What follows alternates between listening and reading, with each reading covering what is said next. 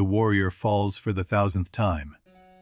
His body hits the frost, hardened ground of Asgard with the sound of all his previous deaths behind it. He opens his eyes, whole, every wound gone. The sky above Asgard is the color of hammered pewter, and it is beautiful. Tonight they feast. Tomorrow they fight again. This is what Odin built, and no one who arrives here ever asks to leave. Why would he build such a thing? Odin built Valhalla for one reason. Not mercy, not reward. He looked down the long throat of time and saw what was coming. He decided to be ready. He chose every warrior in that hall personally. Through the Valkyries, through battle, through the specific gravity of a well-aimed death. The question that pulls you forward, what makes a death worth choosing? 860,000 warriors fill his hall so far. Ragnarok needs more. The wolf beneath the earth breathes through the ground, and Odin counts his sleeping dead like a general who already knows the odds. Have you been preparing for something today? Carrying a weight you haven't named yet. Odin has held that same weight since before the first winter. Tonight, let him carry it. Rest now. Find your warmth now. Let your body settle. If the feast in Valhalla reaches you in dreams tonight, that is more than enough. The ancient gods have always watched over sleeping mortals. Norse gods, fallen warriors, Valkyries riding between worlds. They're all here, waiting for your quietest hours. Subscribe if you'd like them close by. Now, our story takes us back to the beginning of the hall. Before there was a Valhalla, there was only Odin, and a vision that would not let him sleep. He had looked into the well of fate. He had seen the wolf. He climbed Yggdrasil, the world tree, and hung there for 9 days. No food, no water. He let himself fall until knowledge caught him. He sacrificed one eye to Mimir's well for a single drink of wisdom. He spent 9 days on the tree for the runes. He gave everything he had to see clearly. Armed with the full weight of what he knew, Odin did not despair. He planned. He summoned the dwarves, the greatest builders in the 9 worlds. 540 doors, each one wide enough for 800 warriors to march through side by side.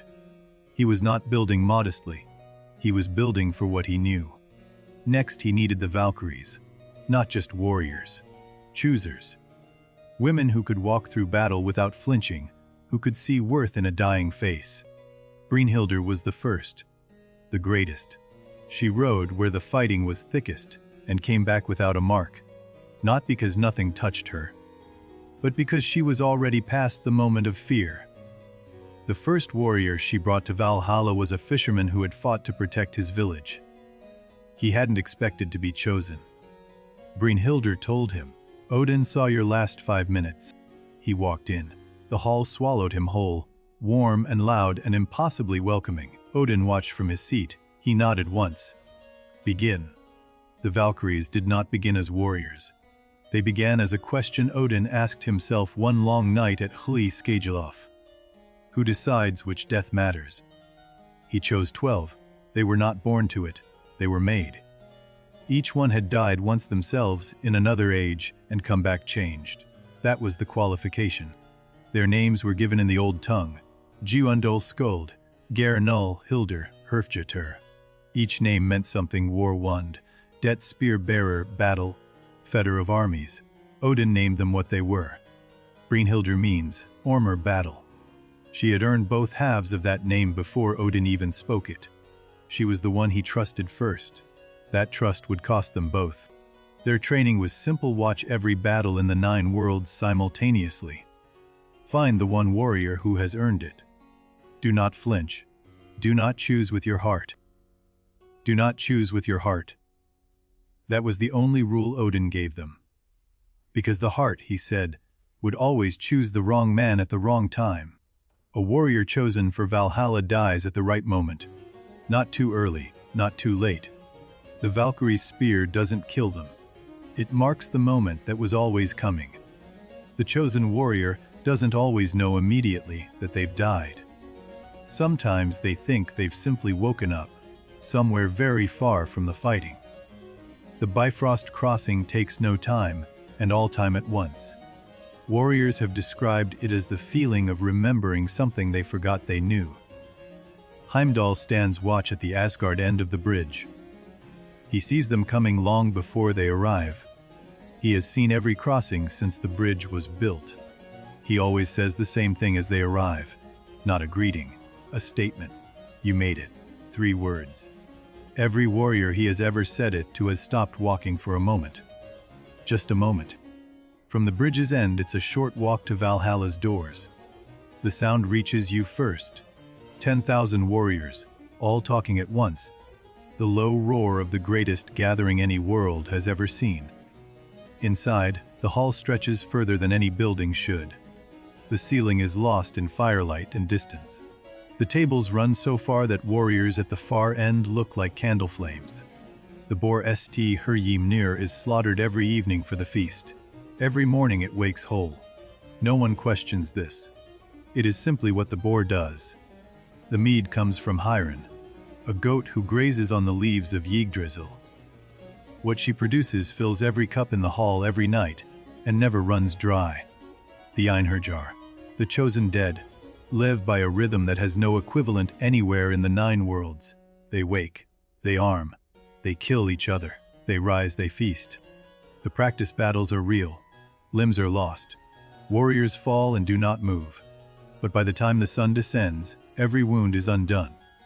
Every warrior walks back to the hall on their own feet.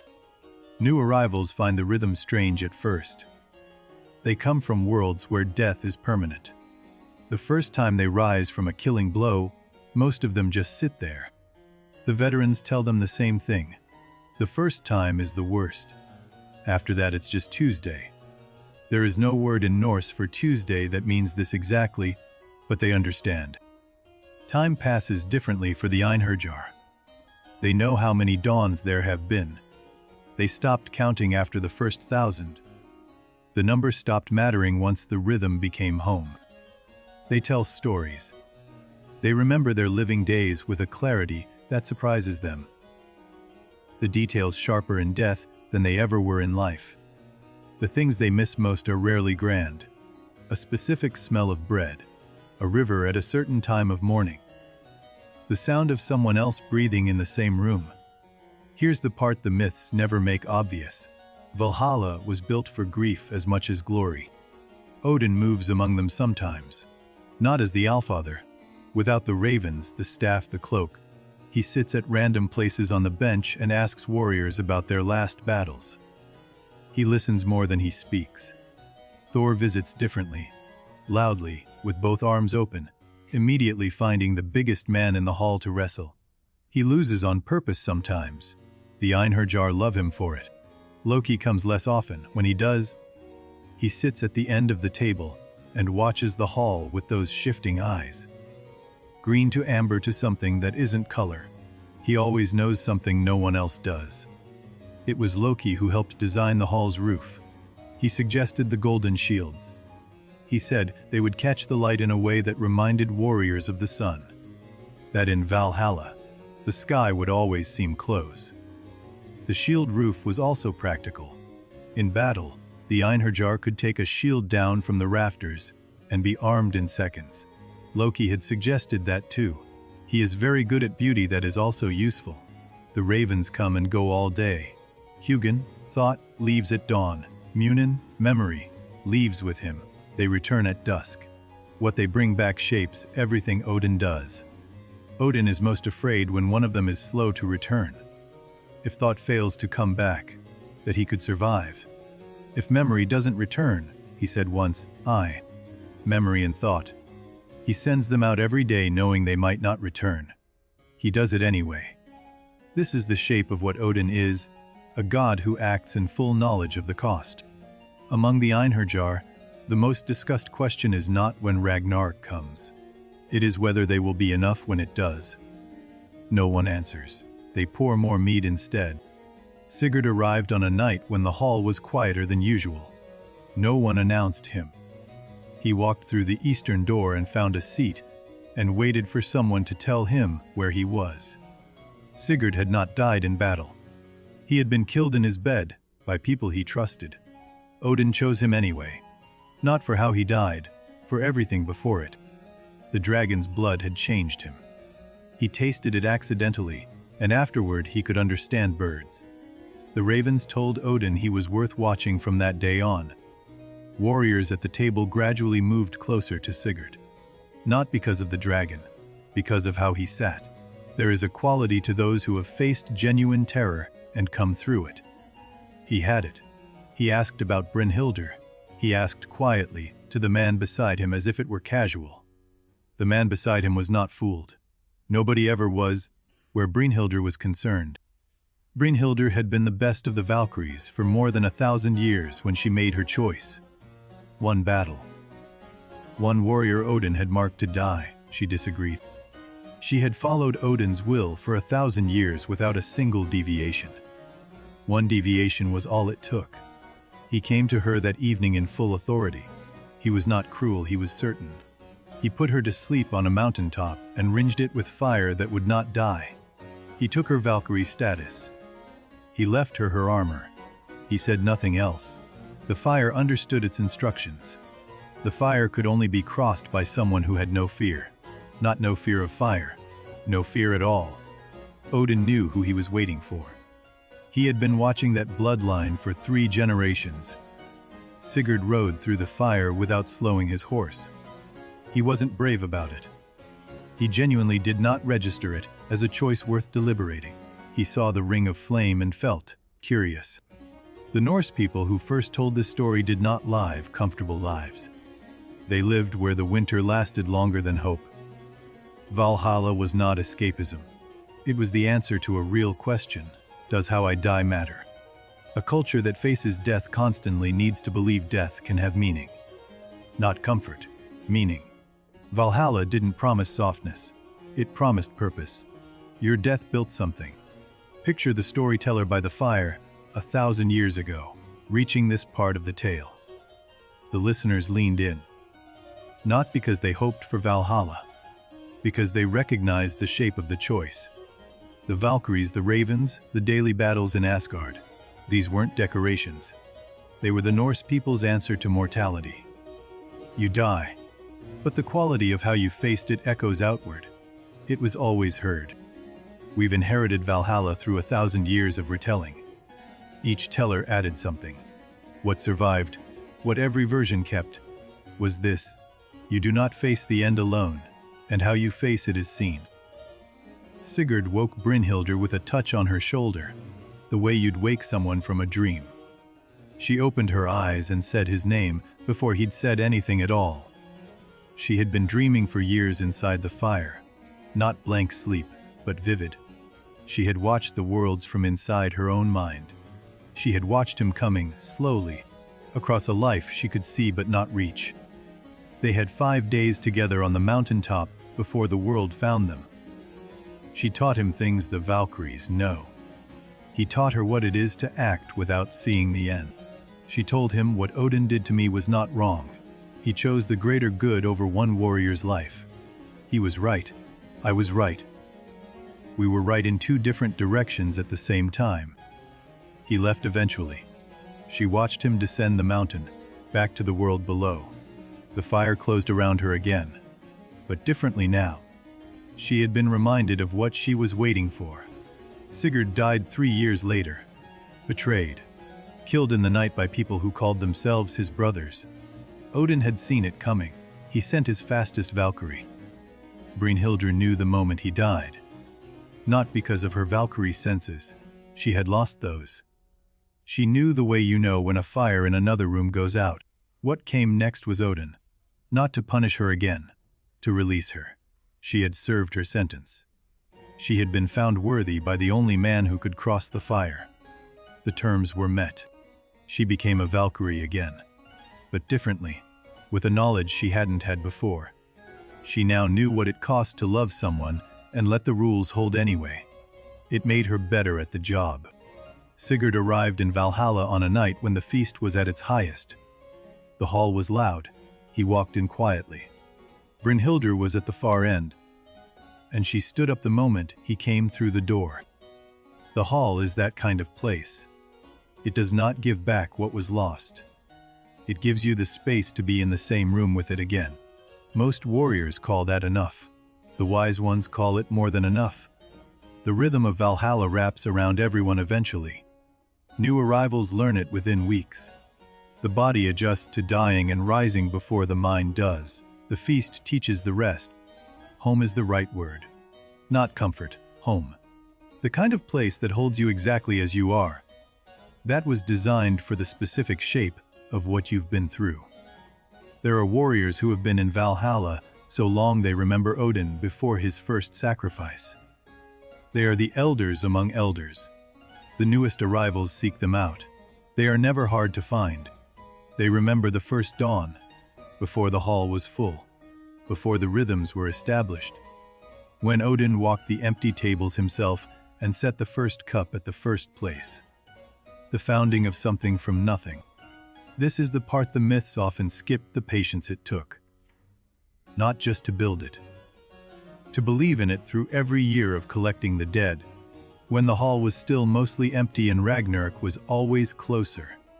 The Valkyries ride every day, across every war, every conflict, every quiet field where a shepherd stood alone against something too large. Odin's net is wide, it misses very little.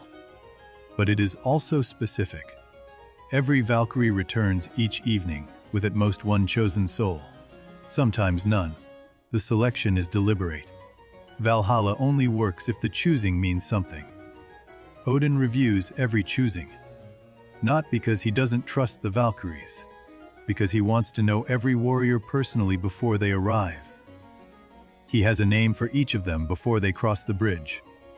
Brynhildr brings him the difficult ones, the warriors whose worth is subtle, the ones who didn't look heroic, who died without witnesses, who held something together that was never going to be written down. She told Odin once, the ones who died without witnesses. Those are the most important ones.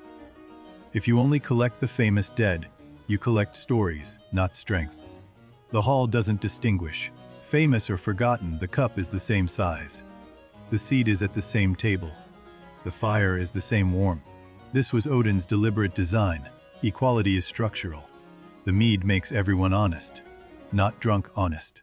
There's a difference. In Valhalla, the mead from Hyrun tastes like the thing you stopped letting yourself believe after your first defeat. This is what sustains the Einherjar through the daily battles. Not glory. Not the promise of Ragnarok's great confrontation. The specific warmth of being known in a room that holds you. Outside, in the deep roots of Yggdrasil, the Norns weave. They have always been weaving. They will be weaving after Ragnarok.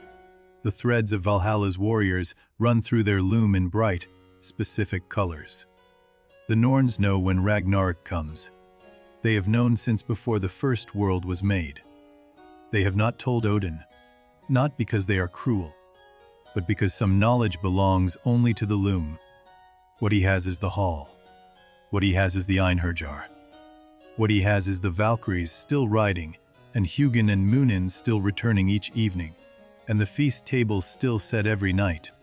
In the hall tonight, a new warrior arrived, a woman this time from the far north. She carried 2 axes. She sat down, accepted her cup, and said nothing for an hour. Then she laughed. The hall laughed with her. The first laugh, the veterans call it. Every warrior who arrives has one. Some take a day, some take a month. One man took 11 years, but it comes. The hall waits for it, patient as the mountains. Odin hears every first laugh. He has said, to no one at Hli Skygiluf in the dark, that this is why he built the hall, not for Ragnarok, for this specific sound. The night deepens. Valhalla's fire burns lower, not out, never out, but banked to its sleeping warmth. The Einherjar settle. The hall breathes. Dawn and battle will come again. Tonight is for rest. Before dawn on a morning in Midgard, a Valkyrie named Brynhildr saddled her horse. War wand, that was her name's meaning. She rode before the sun appeared. She had been given a location, a valley in the north of Midgard, where 2 villages had been fighting over a river crossing for 3 generations. The battle today would end it, something worth watching. She descended to the cloud line and held there. From this height she could see both armies at once, their formations, their numbers, which captains were frightened and which were merely cold. Below, on the eastern bank, a farmer's son named Leif was checking his spear, point for the fourth time. Not from fear, from habit. He was 23 years old and had never been in a real battle. He had volunteered. His village depended on the river crossing. Without it, trade died and hunger followed. He understood the stakes clearly. That clarity was the first thing Sigurd noticed about him. The battle began at mid-morning, when the mist cleared from the river. Both sides had been waiting for visibility. Leif crossed with the third wave, not the first, not the last. He fought well. Not brilliantly, well. He protected the man beside him 3 times before noon without thinking about it. He lost track of how long the battle had been going on. By afternoon the battle shifted. The eastern bank's forces were outnumbered. The numbers had been wrong from the start. A captain gave the retreat order. Most pulled back, Leif did not. He got the wounded man 50 yards before he was cut off. He set him down behind a boulder, told him to stay still and stop bleeding, and turned back to face 3 opponents alone. Sigurd descended to the tree line. This was the moment she had been watching for. Not the last stand, but the quality of the person in it. She had seen enough. He held them for 4 minutes. Long enough for the wounded man to reach the tree line on his own, dragging himself. Leif saw him reach safety. Then he stopped defending quite so carefully. He fell in the long grass near the river's edge. The sound of the battle moved away from him. Or perhaps he moved away from the sound. It became very quiet. Brynhildr dismounted. She walked through the long grass to where he lay and knelt beside him without hurry. This part of the work, she had learned long ago, could not be rushed and should not be. He looked at her. "I dead," she said. "Not quite yet. Close." He thought about this and said, "The man I went back for. Did he make it?" She said, "Yes. He's already in the trees." He closed his eyes for a moment. When he opened them again, she was still there. He said, "What happens now?" she said. "Something you won't expect, but will recognize when you see it." He died in the grass by the river. The battle finished an hour later. The wounded man he'd saved told his story at the village for 40 years. Leif never knew that. He was already somewhere else entirely. Sigurd rode with Leif across the Bifrost. He was quiet the whole crossing. Not because he was frightened, because the bridge was beautiful in a way that made talking feel unnecessary. Halfway across he looked back once. Midgard was already very small, a patch of green and gray far below. He looked at it for a long moment. Then he faced forward and did not look back again. Heimdall was waiting at the bridge's end. He looked at Leif for 1 full second. The way a person looks at something they have been expecting, and then said, "You made it." Brynhildr left him at the gates.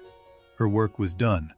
He watched her ride back across the bridge, already thinking about tomorrow's assignment, already somewhere else, and felt a gratitude he hadn't had words for yet. The walk to Valhalla took 10 minutes. He heard the hall before he saw it. The deep roar of 10,000 voices reaching across the Asgardian plain like something alive. He stopped once, about 100 yards out, just to look at the building. 540 doors.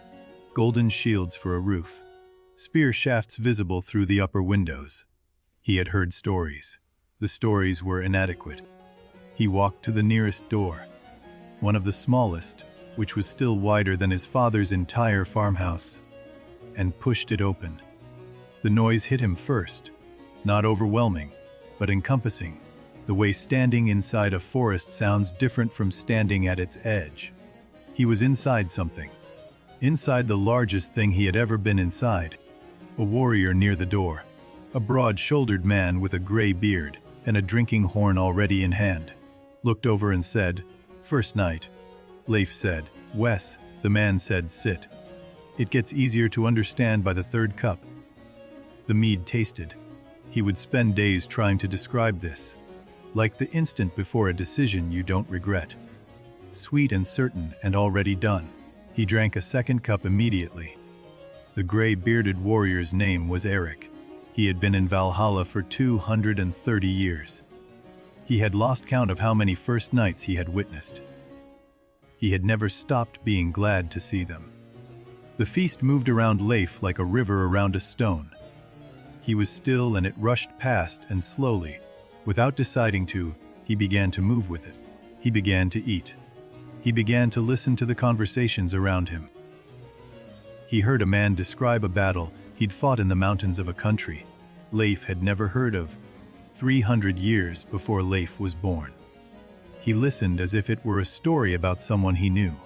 Around midnight the hall shifted, from feast to something quieter. The fire settled, voices lowered.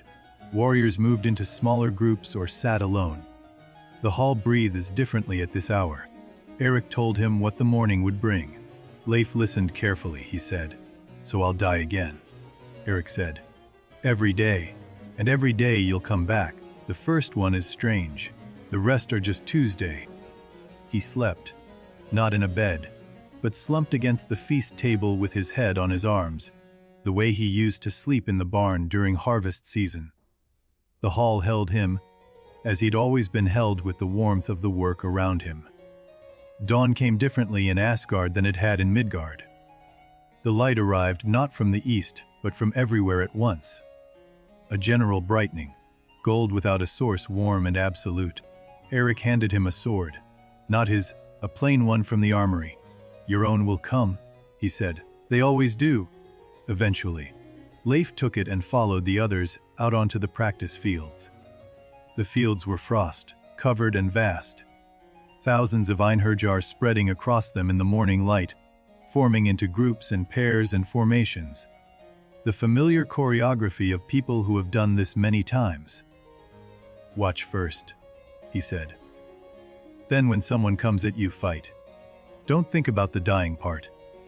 It takes care of itself." Leif fought for the first time on the fields of Asgard an hour after dawn. His opponent was a compact, efficient warrior named Arstir, who had been doing this for 300 years. Arstir was not gentle. Leif held for 6 minutes before Askir put him down.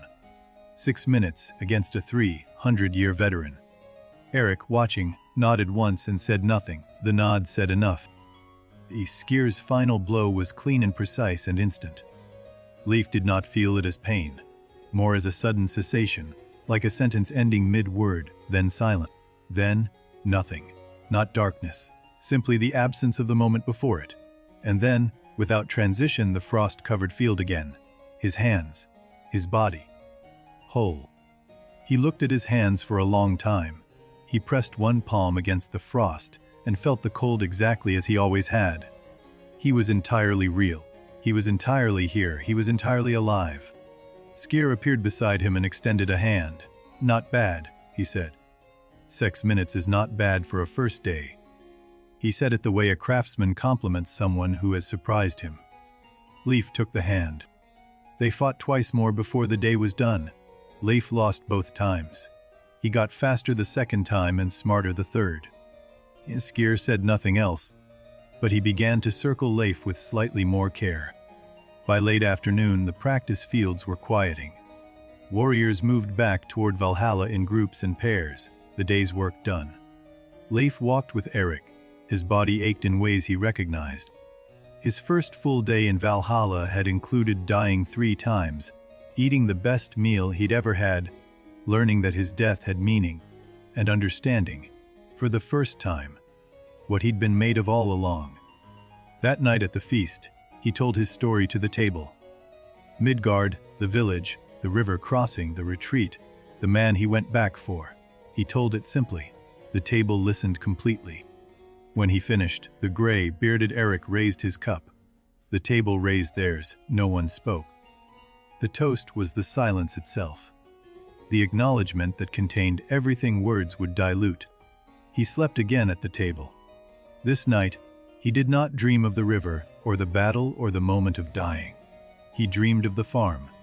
His mother's hands shaping bread, the smell of it, the ordinary miracle of it. Morning came again. Golden, sourceless, warm. The Einherjar rose.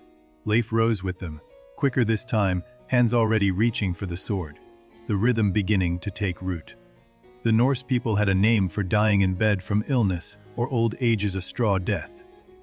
Not because it was shameful, but because it was simply ordinary. Something else was possible, something they called worth reaching for. A battle death. Nungie Inger was the opposite, the coward's path. The good death was the one between choosing to stand when standing cost you everything. It didn't require a sword, it required the decision. Leif died as he chose to live, not brilliantly, but reliably. He went back. He held the line. He made sure someone else survived. In the Norse world, that was the definition of the death worth telling. He would have been embarrassed to know they were still telling it. This moment is easy to miss, but it changes everything about how to read Valhalla. The hall isn't full of the spectacular dead. It's full of people who chose correctly in a specific moment when choosing was hard. 3,000 years of people listening to this story leaned forward at exactly this point. Not because Valhalla promised them something, because it confirmed what they already believed, that the hardest choice, made well, is heard. By Leif's 7th day, he was holding a steer for 12 minutes. By the 14th, 20. Something in him was opening that had been there all along. Not skill, but the specific clarity that comes with no longer fearing the fall. Eric told him one evening, "Most warriors come here afraid of dying. They spend years unlearning it. You came already halfway unlearned." Leif said, "I went back." Eric said yes. That was the whole point. The weeks found their rhythm. The battles changed as Leif improved. Gonskir pairing him with different opponents, more varied styles and weapons. Each one teaching something the last couldn't. He began helping new arrivals, guiding them through their first night, sitting with them during the transition. He was good at it. He remembered exactly what it had felt like to not know. Odin noticed Leif. He had been watching since Judul's report, but now he came to the feast table himself, without the ravens, without the cloak, and sat across from him. When Leif finished, the old man said, "You describe it well." Leif said, "I miss it." The old man said, "I know. Hold on to that." The ones who stop missing their worlds stop understanding what they're here for. The old man left before the feast ended. Leif told Eric about the conversation. Eric was very quiet for a moment. Then he said, Leif described him. Eric refilled his cup slowly and said, "Eh." He did not see Odin again for a long time after that. But the conversation stayed. Every morning on the practice fields, the words were there. The ones who stop missing stop understanding. He dreamed of the farm often. The dreams were always the same season. Early summer, the fields green, the river audible from the house. He woke from them feeling full rather than empty. On his 40th day in Valhalla, something changed on the practice fields. Not in the fighting, in the feeling. He stopped counting the dying as a cost. It simply became the thing that happened between bouts. He told Eric that evening. Eric said, 40 days. That's fast. Leif said, "Has it?" Eric said, "Some take a year. One man took a century. He's one of the best fighters here now." Leif found this more comforting than anything else he'd been told. Word moved through the hall the way word moves in any community. Through proximity, through attention, through the accumulated testimony of people who have watched. They knew what Leif was. He was still figuring it out. Brynhildr saw him fight on his 45th day. She was passing through the fields on her way to debrief with Odin. She stopped at the edge and watched for 20 minutes. Then she continued on. She said nothing to him. After, "The lead Valkyrie watched you fight today." Leif said, "Did I do well?" Gonskir said. She stopped. "That's the only answer you need. There are warriors in Valhalla who forget to miss what they left behind." Leif was not one of them. The farm stayed vivid, not as grief, but as ground. Where you came from shapes what you're becoming. His 60th day in Valhalla. He woke before dawn, without the Einherjar rising around him, without Eric on his own. He sat in the quiet hall for an hour before anyone else stirred. He thought about the man he had gone back for. He wondered if that man had children. He hoped the children knew the story. He hoped the story had gotten better in the telling. Stories should. When the other Einherjar rose, he was ready. He armed himself with his usual efficiency. He went out to the fields. He fought 5 bouts. He won 3 of them. He ate an enormous breakfast. On his 65th day, and Skir said the words he had not said before. "Fight me seriously today. I'm going to stop going easy on you," Leif said. "You were going easy on me," Skir said, "obviously. Stay with this. It matters before the end. The real thing is always harder than the practice of the real thing." Leif already knew this. He had always known this. It was why he went back. Again, became his word on the fields. The veterans heard it and remembered their own version of it. The word that comes from the place past exhaustion, past ego, past the convenient excuse to stop. 3 months in, 90 days. Leif held a steer for 45 minutes.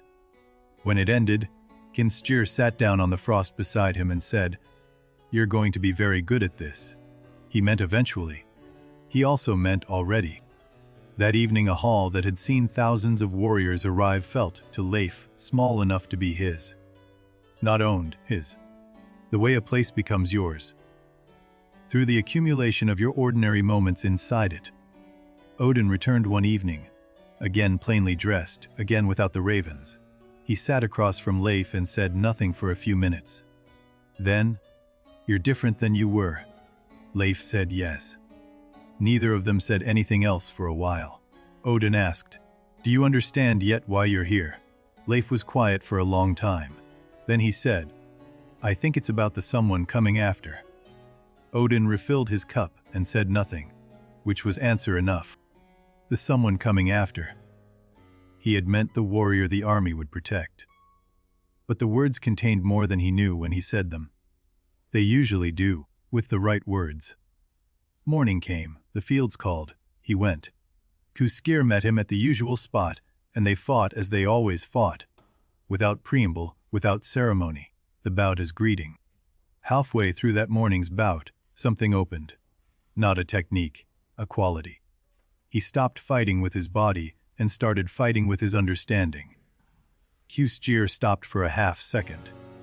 He had been waiting for this. They fought for 2 hours. Neither of them noticed. The other Einherjar on the fields around them gradually stopped their own bouts to watch.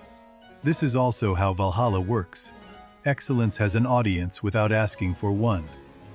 The bout ended without either of them winning. They both stopped simultaneously, as if someone had called time. They looked at each other. Then they sat down in the frost. Skir said, "I want to tell you something about where you are," Leif said.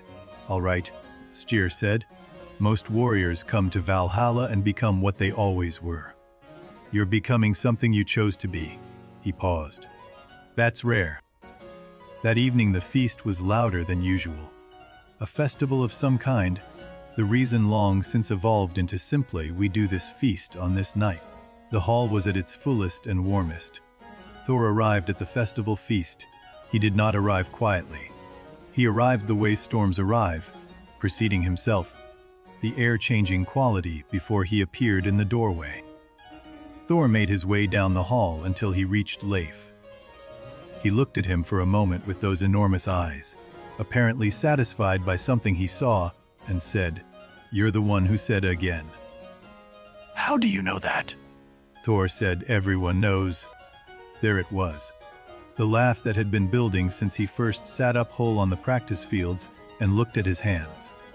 It arrived now, fully, at the feast table, in the company of a god who found it worth knowing. From Hliskalaf, Odin heard the laugh. He was reviewing the day's Valkyrie reports. He paused. He recognized the quality of it. The specific first laugh. He set the reports aside and listened until it faded. Leif laughed until the feast wound down. He laughed at things that hadn't been funny before. The boar being whole in the morning, the goat on the roof, Skir going easy on him for 65 days. He laughed at all of it. When the laughter settled, he felt something new. Not lighter, but more fully present. As if the laugh had been a kind of arriving that the walking through the doors had only started. He was home. He was finally home. He slept. Dawn came, golden, sourceless, warm. The Einherjar rose. He rose with them, the sword in his hand before he was fully awake. He went to the fields, he found a scare. He raised his sword, he said, again. The bout that followed was the best he had ever fought. He fell. He rose. He fell again. He rose again. By the end, Skier was working very hard for every advantage. The practice fields held all of it. The hall was built for this. The choosing, the crossing, the dying and rising, the feast, the laugh, the gain.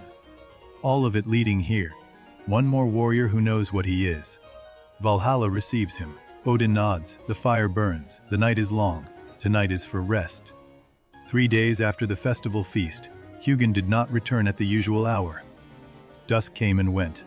One raven sat on Odin's left shoulder. The right shoulder was empty. Munin, memory, sat still on his left shoulder and said nothing. Ravens do not speak the way people speak. But Munin's stillness was a kind of speech. He was not relaxed, he was waiting too. An hour after dusk, Hugin landed. His feathers were ruffled. Not damaged, but disordered, the way feathers look after a flight through turbulence. He pressed close to Odin's neck and spoke for a long time. Odin listened. He did not react. When Hugin finished, Odin sat for a long time looking at the hall below. The feast in full noise, the fire bright. 10,000 warriors who did not know what the raven had seen. Below Midgard's surface, in the deep place where no light reaches, Fenrir had moved. Not broken free, the chains held. But he had shifted his weight, and the ground of 3 worlds had felt it. The chains held. This was important. This was also Odin understood, not the point. The point was that Fenrir had shifted at all. He had not done so in 300 years. Something was changing in his sleep. Odin made a decision in that long moment of looking at the hall. He would tell them. Not tonight. Tonight they feasted and they had earned it. But soon.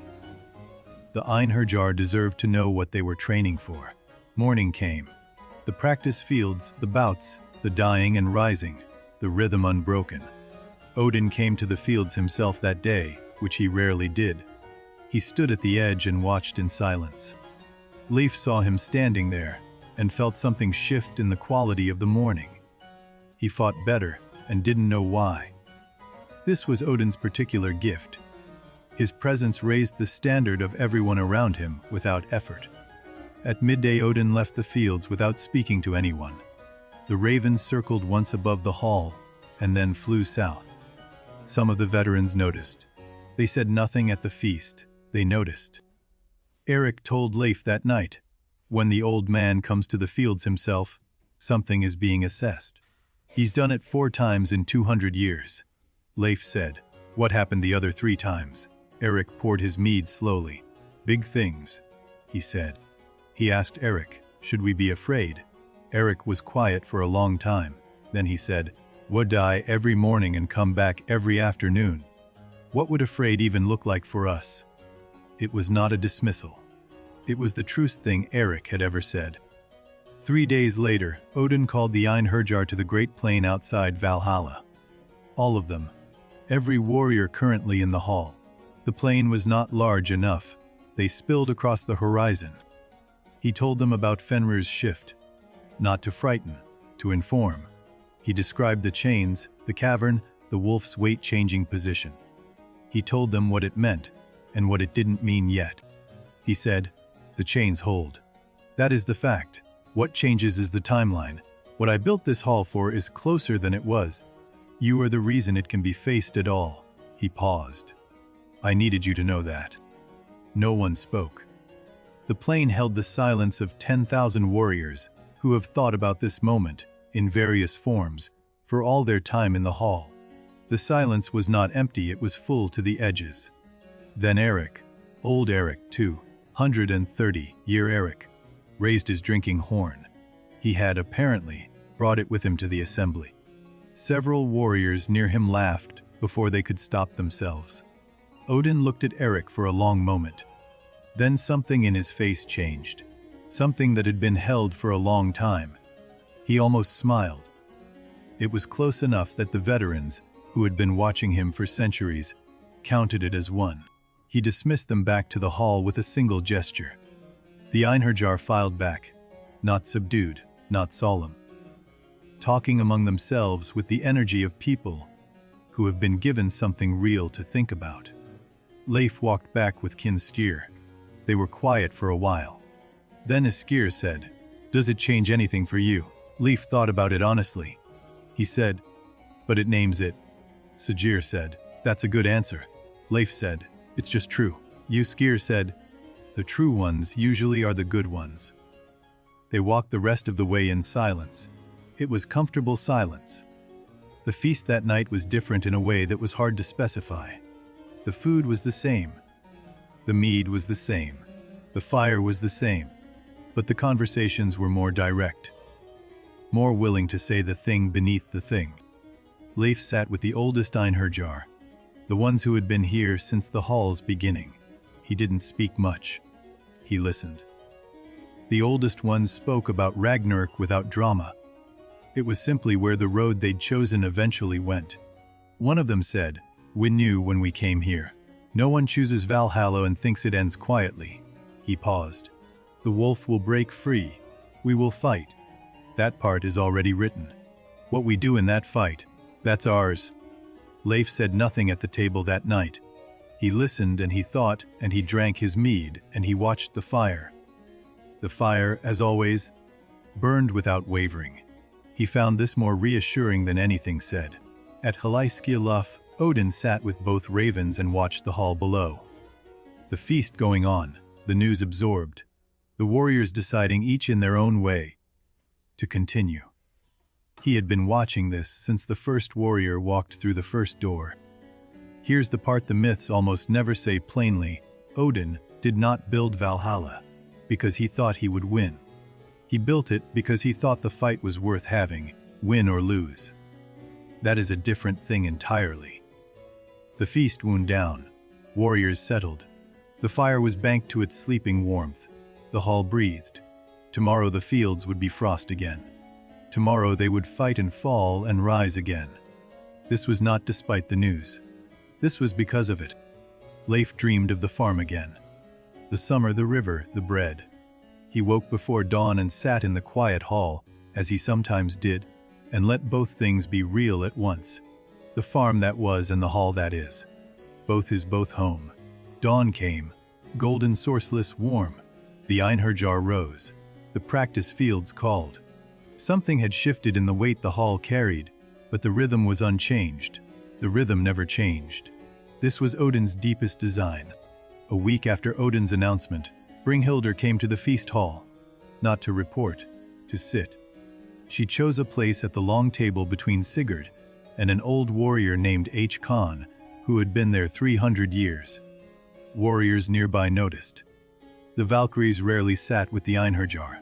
Word moved down the table as word moves in any hall, in degrees, until the far end of the table was leaning toward the near end, without quite knowing why. Khan leaned over and said, "They're waiting for you to say something." Brynhildr looked down the table at the assembled faces. She said, "All right." She put down her cup. She told them her story from the beginning. She said, "I was made for this work the way iron is made for a blade. Not born to it. Made. Odin found what I was and gave it a name and a direction. For 1,000 years that was enough." She described the battle she'd defied Odin over. The warrior marked to die, her recognition of his worth, the choice made in half a heartbeat. She said, "I have thought about that half heartbeat for centuries. I still don't know how I'd choose again." She described the fire, ring without bitterness. The mountain, the flames that never went out, the armor she kept wearing even in sleep. She said, "I slept for long enough that I stopped counting. The mountains around me changed. The fire didn't." She said the strange part was the dreaming. Inside the fire I could see the worlds, all of them. I watched without being able to act. It was its own kind of training. She described seeing Sigurd's bloodline growing across 3 generations, watching a quality develop the way you watch a tree grow, then watching him specifically, then watching him ride toward the mountain. She said, he didn't approach the fire carefully. He didn't prepare. He rode through it the way you walk through a door. This told me everything I needed to know about who he was. Several warriors laughed. Sigurd looked at his cup. She described the 5 days on the mountain. She described what she taught him and what he taught her. She did not describe what it felt like to watch him descend. Some things, she said, belong to the mountain. She described his death without looking at him. Not because she couldn't, because looking at him while she said it would have changed what the telling was for. She told it to the hall. Not to him, she said. The moment I felt him die, I understood why Odin's rule existed. Not because the rule was right, because I felt what it cost to care that much, and I understood why a Valkyrie cannot afford it. Both things were true, she said. Odin reinstated me. He didn't explain why then. I think he was waiting to see if I understood. By the time he came to the mountain, I did. A warrior at the table asked, "And now?" she said. "Now I choose better, and I still don't always know what better is." She finished speaking. The hall was quiet for a moment, the specific quiet that follows something real. Then Khan on her right refilled her cup again. This was the only response necessary. Sigurd, to her left, said nothing. But after the hall had resumed its noise, he moved his cup so that it was touching hers on the table. She did not move hers away. This was for both of them sufficient. Leif had listened to the whole telling from 3 seats away. He thought about it for the rest of the feast and into the early morning. He thought, she knew the rule was going to cost her, and she chose anyway. And then she learned to carry both. He thought maybe that's what Valhalla collects, not the fearless. The ones who knew the cost and chose anyway, and then learned to carry what the choice made of them. He went to the fields, he said, again, as many times as the day required. He came back to the feast. He sat where he always sat. The rhythm held him, and he held the rhythm, and between them everything necessary was contained. Weeks passed. The hall's rhythm absorbed Odin's news the way it absorbed everything, not by diminishing it, but by holding it alongside the feast and the fighting and the fire. The news became part of the texture. The Valkyries rode harder. They reported more. The hall filled at a slightly faster rate. Warriors arriving whose choosing Odin had moved to accelerate. The new arrivals sensed something different about the place they'd come to. They were right. Leif helped orient every new arrival who came through in his section of the hall. He had a gift for it, for finding the specific thing each person needed to hear on their first night. Not the same speech, the right one. Eric watched this and said nothing for a long time. Eventually he said, "You've become what someone was for you on your first night." Leif said, "I know. I'm trying to do it better." Eric said, "You're not doing it better. You're doing it right." More weeks, more dawns. The Valkyries brought unusual arrivals. Warriors from distant places in strange eras. People who had died in ways Odin usually didn't count. The choosing widened. Urgency moved through it quietly. Sigurd trained with doubled intensity. 4 bouts a day instead of 2, new techniques, combinations he had been saving. He said, when asked, "There are things I haven't shown you yet. We are running out of the kind of time I was going to take." The oldest Einherjar trained too. Warriors who had long settled into mentor roles, who had let their fighting rest in favor of story and guidance. They picked up their weapons again. No one had asked them to. They simply did. Brynhildr rode twice a day. She came back with warriors she would not have chosen in a slower season. She reported to Odin, and he reviewed each name without question. His trust in her judgment, after everything, absolute. The hall changed in subtle ways. The conversations at the feast grew more direct. Old arguments settled. Warriors who had nursed grievances across centuries found them suddenly not worth the carrying. Leif noticed this and thought, of course. When something real is coming, the things that weren't real fall away. He thought about his village, about the man he saved, about what he would tell his mother if he could. He would tell her the rhythm holds you. He would tell her the fire is always warm. He would tell her going back was the right thing, and it led exactly where it needed to. He held this thought until it became a kind of prayer. One evening Brynhildr came to the feast. Leif saw her across the hall and walked over to where she sat. He said, "I never thanked you." She said, "I didn't do it for thanks." He said, "I know. That's why I'm doing it." She said, "You held them for 4 minutes, 3-on-1. Leif said, "No." She said, "I was there for all of it." He said, "I know. I felt you watching." She said nothing else. Neither did he. The mid between them was sufficient. The hall filled. The fire burned. The practice fields held their daily battles and their daily resurrections. And deep beneath everything, in the chained dark, Fenrir breathed. The breath came through the ground. No one said anything. Everyone felt it. Odin felt it most clearly at Hleis, not as vibration but as a change in how the 9 worlds looked from above. Fenrir's sleep was lighter. The wolf was dreaming. Whatever wolves dream, this one dreamed of breaking. He did not tell the Einherjar this. He had told them what they needed. The truth of Fenrir's shift, the closer horizon. What they did not need was the accounting of every smaller sign. The hall was not served by counting down. On a Tuesday, and from here the hall began to use that word in Eric's honor, Odin declared a feast.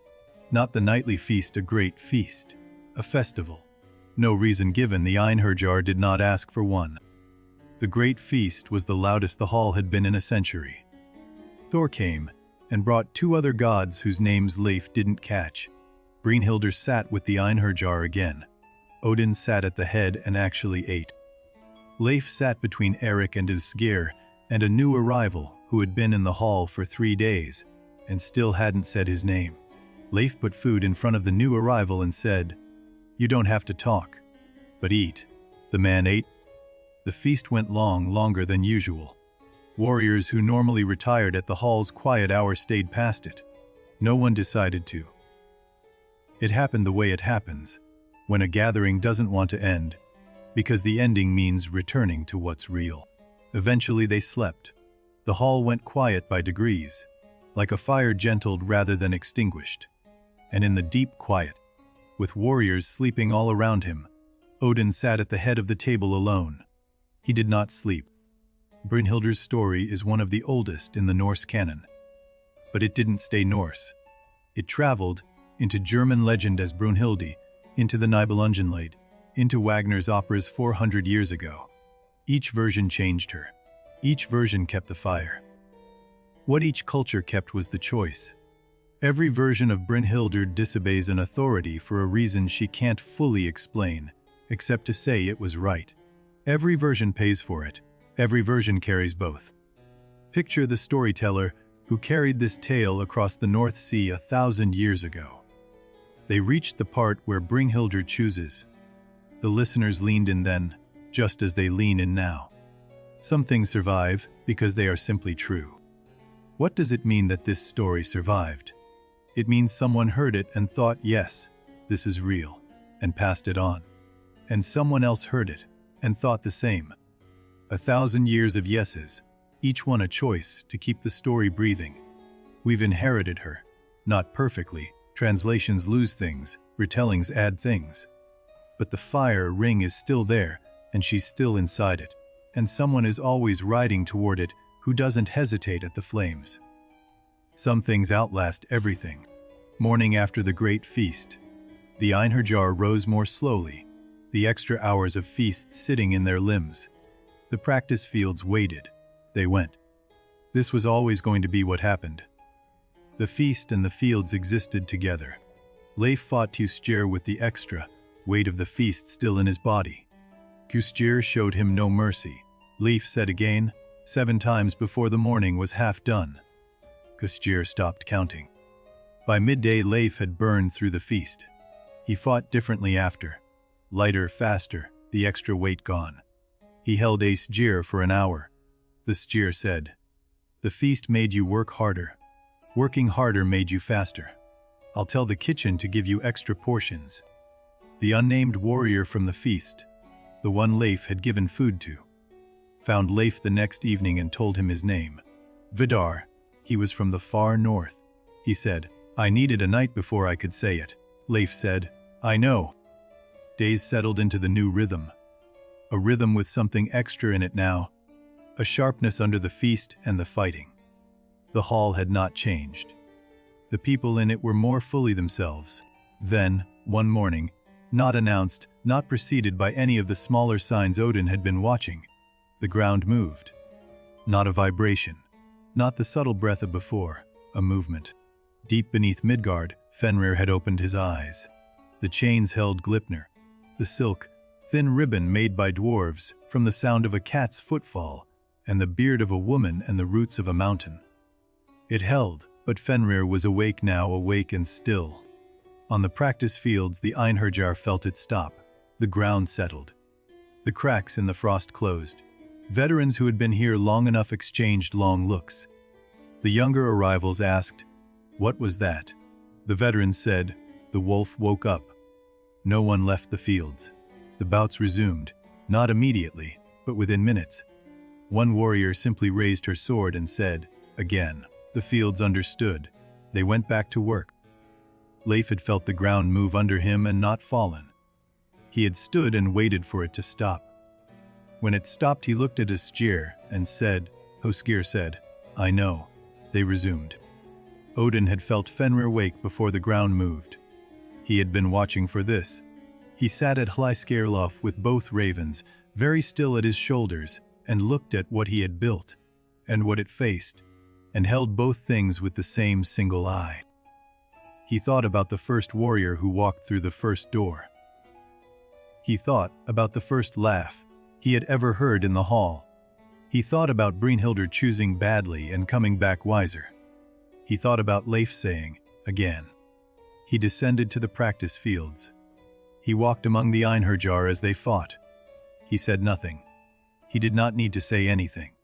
His presence was the message. He walked the full length of the fields before returning to Hlyskerlof. That night, the feast was quieter than usual. Not subdued, quieter.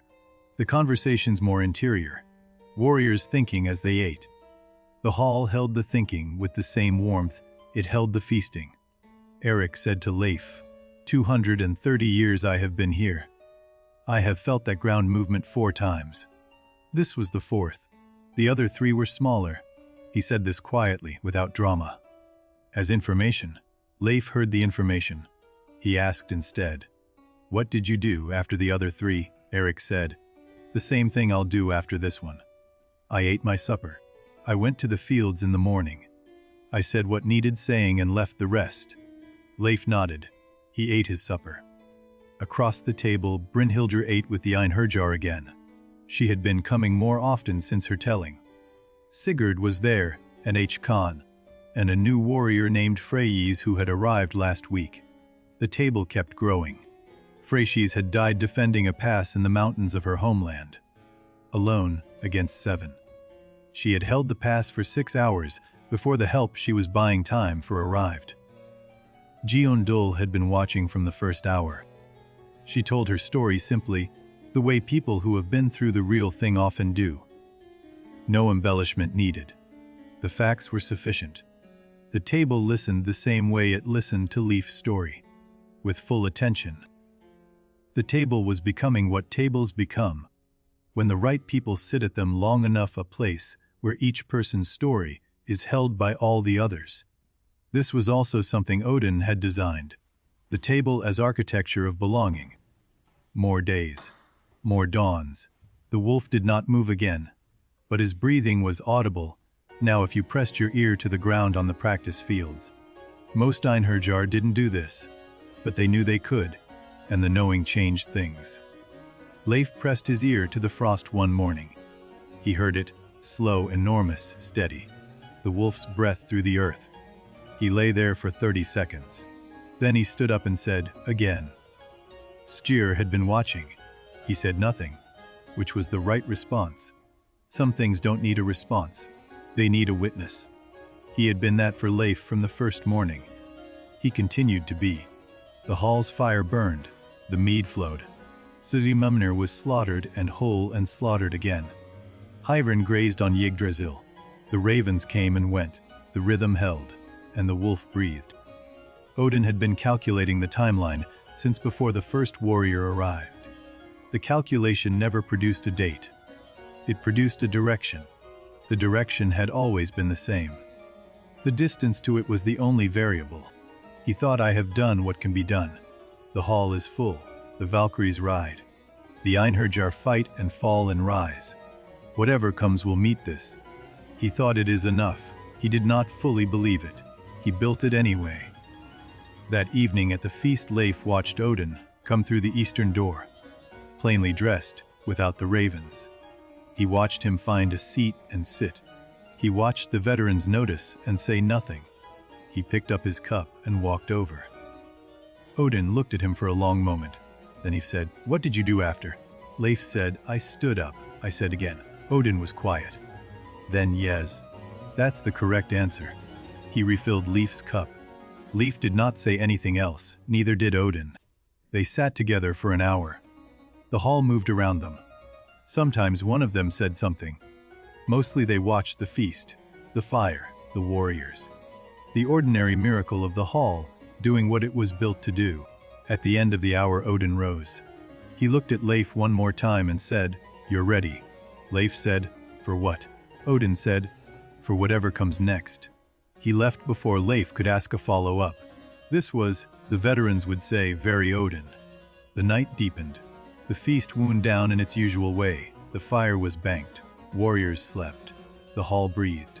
And in the deep below, the wolf's breath came steady and enormous through the stone and the soil and the roots of the world. Leif was awake. He sat in the pre-dawn dark the way he had learned to, with the embers, with the quiet, with the both, true of the farm he loved and the hall that was home. The wolf breathed. He let it be part of the quiet. Dawn would come again. Golden, sourceless, warm. The fields would wait. Kustjir would be there, and the sword, and the dying, and the rising. The feast would follow. The fire would burn. This was certain in all the ways that mattered. He thought, I am ready for whatever comes next. He thought, I know what that means now. He thought the fire is always warm. He thought again. He held his cup. He waited for the golden dawn. It came. The Norse word for Ragnarok means the doom of the powers. Not the end of everything, but the end of this age of gods. The Norse people who told this story did not tell it as a tragedy. They told it as the thing that gives meaning to now. Here's what the Norse believed that is easy to miss after Ragnarok. The world is reborn. New earth rises from the sea. New gods. New people. New green growing from what was lost. The doom is not the end. It is the turn of the page. Valhalla's warriors fight at Ragnarok knowing this. Not that they will win. They know the accounting. But that their fight is part of the turn of the page. They are not dying for nothing. They are holding the door for what comes next. This is what the Norse believed a good life was for. Not personal glory. Not survival.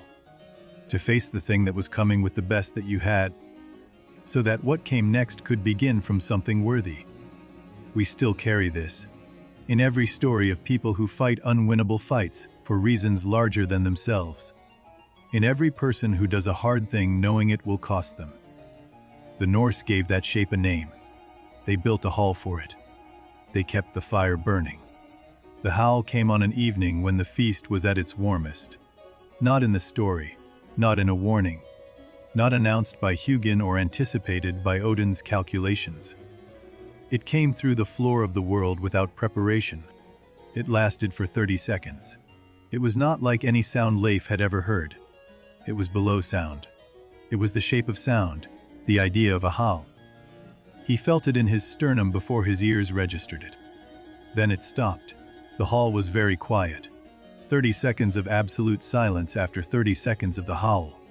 Then Eric, somewhere down the table, said, "Well, now we know what awake sounds like.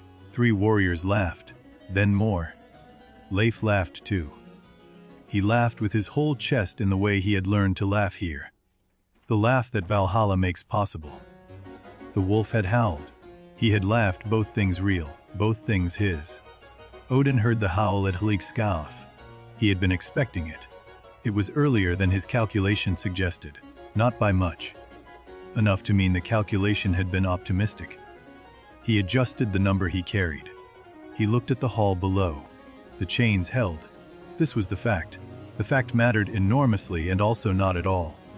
What mattered was what the hall did next. What the hall did next was finish the feast. Brynhildr was at the table. After the howl, she had put down her cup and looked at the floor for a long moment, not in fear, but in the specific attention of someone calculating something. Then she picked up her cup. She drank. Sigurd was there. He had also put his cup down at the hall. He picked it up when Brynhildr picked hers up. Not because she led. Because they reached the same conclusion at the same moment. This had always been their particular quality. Leif noticed the cups. He said nothing. He raised his own. Eric raised his. Husjer raised his. Freyes, who had been here 2 weeks, raised hers with the others without fully knowing why. She would know, Leif thought. Soon enough she would know. They drank. The feast continued. The fire burned. Warriors who had paused at the howl resumed their conversations. The stories kept going. The old ones. The new ones. The ones that had been telling since the hall was built. And the night went on.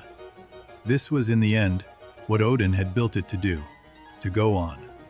To be the thing that went on when everything conspired to stop. The wolf howls, the feast goes on, the fire burns. The morning will come, it always comes. Odin came down from Hligskalf before dawn. He walked through the sleeping hall alone. No ravens, no cloak, no staff.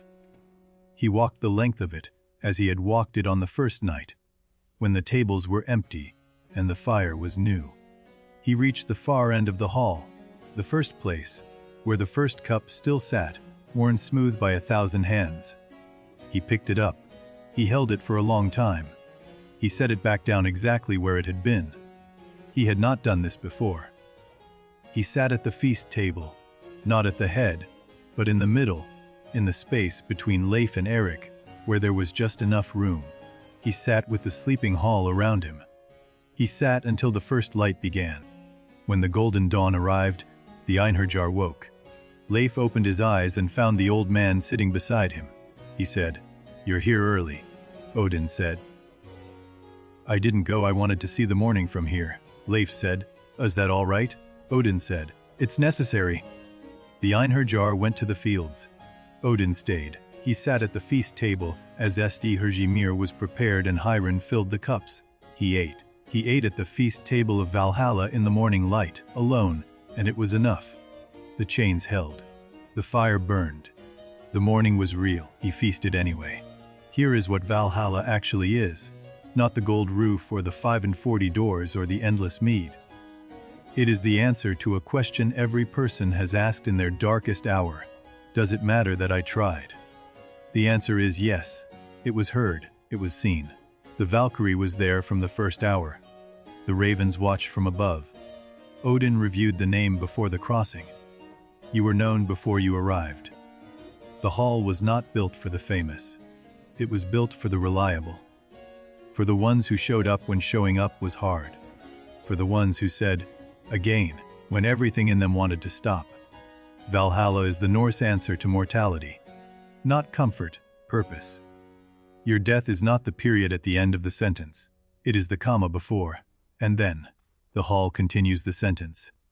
The daily battles are not punishment. They are practice. The dying is not suffering. It is training. The hall is not waiting room. It is the active work of becoming ready for the thing that comes next. And the feast. The endless mead, the undying boar, the goat on the roof of the world. This is not luxury. This is what sustains the practice. What makes the dying and rising bearable is the feast. What makes the feast meaningful is knowing why it has to end. Here is the most Norse idea in the whole of Norse mythology. The army knows it will lose. Odin knows. The Einherjar know. They train anyway. They feast anyway. They say or gain anyway. Courage is easy when winning is likely. The Norse had a word for the other kind. The courage that faces an unwinnable situation and acts anyway. Not from hope, but from the understanding that the quality of the attempt is the point. Leif understood this before he knew it had a name. He went back for the wounded man against odds that were not favorable. He stood against 3 because walking away wasn't in him. He said, again, because stopping was the only failure available to him. Brynhildr knew it too. She had followed the rules for 1,000 years and broke one, because the rule and the right diverged in a specific moment. She paid the cost. She carried both. She came back wiser. The hall held all of it. Odin built the hall knowing he would lose what he built it for. He built it anyway. This is the largest version of what Leif did at the river, facing the arithmetic and choosing the right action regardless. The Allfather and the farmer's son, doing the same thing at different scales. The feast is the proof. Every night the Einherjar eat together and drink together and tell each other their stories. This is not indulgence. It is the practice of being human in the full sense. The feast is what we do to remind ourselves what we are doing it for. The fire. Let's talk about the fire. It has been burning since the hall was built. It burned through every feast, through the news of Fenrir's shift, through the Howl. It will burn until Ragnarok. After Ragnarok, the world's first new fire will be built from its memory. The Norse people understood fire the way people understand things they depend on completely. It is warmth and it is light, and it is the thing that makes community possible. Without the fire there is no feast. Without the feast there is no hall. Without the hall there is no army, all of it balanced on the flames. Odin did not build a monument. He built a fire. The hall is the shelter around the fire. The Einherjar are the people gathered at it. The feast is what they share. The training is what keeps them worthy of sitting at it. Every person who has ever sat with someone else at a fire, sharing food, sharing stories, deciding not to face the dark alone, has been in Valhalla, not the mythological hall. The thing the mythological hall was built to describe. You have been at fires like this. You know what it is to eat with people you trust, to tell the truth in a place that holds it, to feel the specific warmth of being known in a room that was built for exactly you. The ancient Norse had it right. The question is not whether you survive. The question is what you did between the first breath and the last. And the answer, if you paid attention, will be I sat at fires. I told the truth. I said again, I stayed. Tonight the fire in Valhalla burns as it has burned since the hall was first built. The Einherjar sleep at the long tables. Odin keeps his watch. The wolf breathes below. The chains hold. The dawn is a few hours away. And somewhere in the hall, if you listen past the breathing and the fire and the deep steady pulse of the wolf below, you can hear it. The thing that has been here since Odin set the first cup at the first place. The hall still going on, still warm, still itself. Valhalla did not stay in the 9th century. It traveled into literature, into architecture, into the names we give our sports arenas and our medals and our gathering places. We keep borrowing it because we keep needing what it describes. We name our arenas Valhalla because arenas are where people go to test themselves against their limits in front of witnesses. The Norse knew this was sacred work. The name says what happens here matters. We are watching. It will be remembered. We use Valhalla to mean the highest honor, the ultimate gathering of the worthy. Every culture has some version of this. A place where the ones who did the hard thing finally get to rest among people who understand exactly what it cost. The idea of a good death, that how you face the end matters, has outlasted Norse religion by 1,000 years. It is in every culture's wisdom tradition. Every story of someone who faced the unavoidable with grace. Odin named it. We kept the name. The Einherjar are still being filled. Not in Asgard. In every hospital and school and emergency, that requires someone to stand in the gap. Judul still rides. She doesn't use the same roads. The choosing hasn't changed. We still build fires and gather around them. We still tell stories at tables. We still pour the drink that makes honesty easier. We still stay past the hour when we should leave, because the gathering is too good to end. We are doing the thing Odin built Valhalla to protect. The story of Valhalla has been told for more than 1,000 years. Every teller changed something. Every version kept the hall, the fire, the warriors, the feast. Because those four things are not mythology. They are the structure of what humans need to face hard things together. You are inheriting this tonight, not as a relic, as a living idea. The hall is still going on. Odin is still at Hleskiev. The Einherjar are still at the table. The fire is still burning. The morning will come again on the practice fields of Asgard. The fire is warm. The meat is sufficient. The people at the table have been through things and are here anyway. The practice fields will be there in the morning. And somewhere, the ravens are returning. Thought and memory, coming back with what they found. The Norse gave us this. A hall built against the dark, a fire that doesn't go out. The idea that who you are in your hardest moment is seen and held and carried forward. The idea that the feast is worth having even when, especially when, you know what is coming. The hall is quiet now. The great feast done. The fire banked to its sleeping warmth, not out, never out, but resting. The light it gives is amber and soft and reaches every corner gently.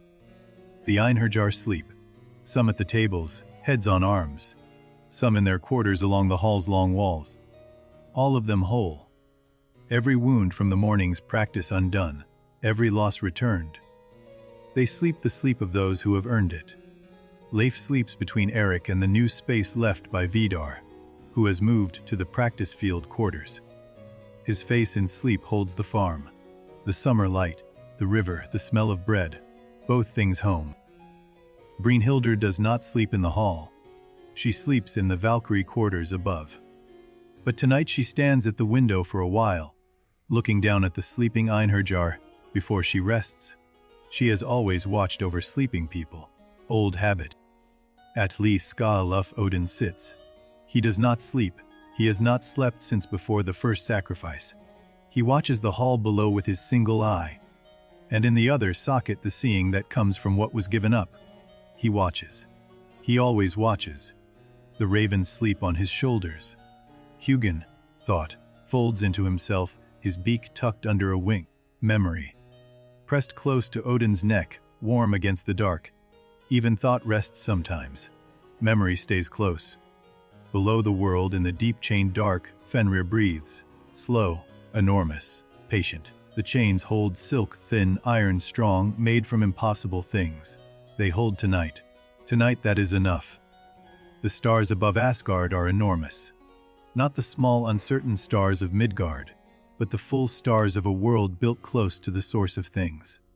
They are very still. They have been still since before the hall was built. They will be still long after. The hall breathes. This is the word for it, breathes.